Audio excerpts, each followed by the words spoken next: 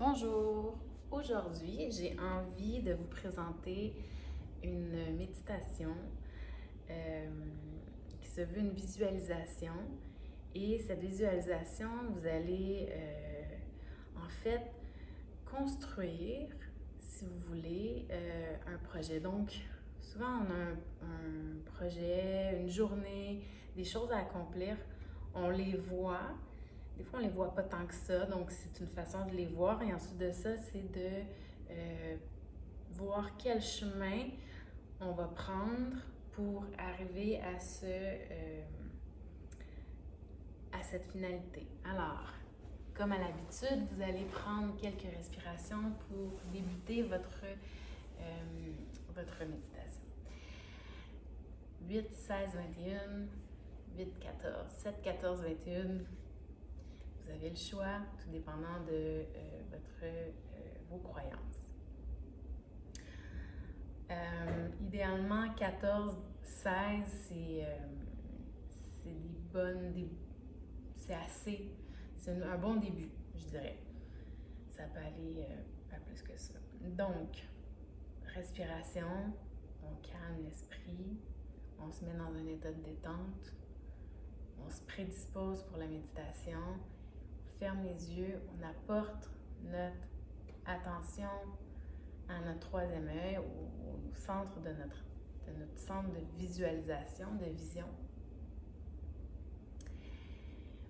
Et pour cette méditation, je vous invite à choisir un projet que vous voulez mettre en place.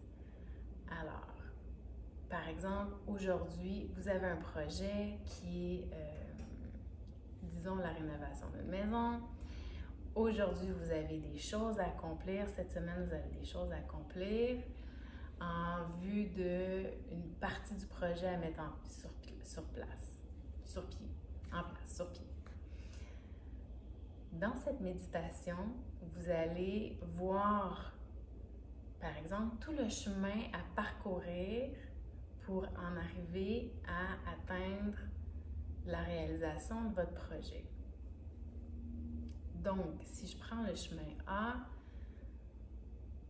alors, j'ai envie de rénover la salle de bain. Alors, qu'est-ce qui se passe? Qui j'appelle? Qu'est-ce que je magasine? Qu'est-ce que j'ai besoin pour finaliser cette salle de bain? Et là, vous allez vous apercevoir que dans votre méditation, est-ce que la salle de bain, finalement, en bout de ligne, est-ce que c'est la bonne façon de faire? Et là, peut-être que vous allez vous apercevoir que en faisant la salle de bain, on va devoir travailler sur la plomberie ou sur l'électricité. Et là, il y a d'autres pièces de la maison qui ont besoin d'être impactées, par exemple, par rapport à ça. Alors, peut-être que le chemin A que vous avez déjà créé, se transforme en chemin B. Parce que le chemin A, finalement, il n'est pas le plus efficace et le plus efficient. Donc, ça sera le chemin B. Évidemment, peut-être que vous ne ferez pas chemin ABC dans une seule méditation. Alors, c'est pour ça que vous pouvez faire une méditation par exemple le lundi, et vous allez poursuivre avec votre chemin C, D, E la journée suivante.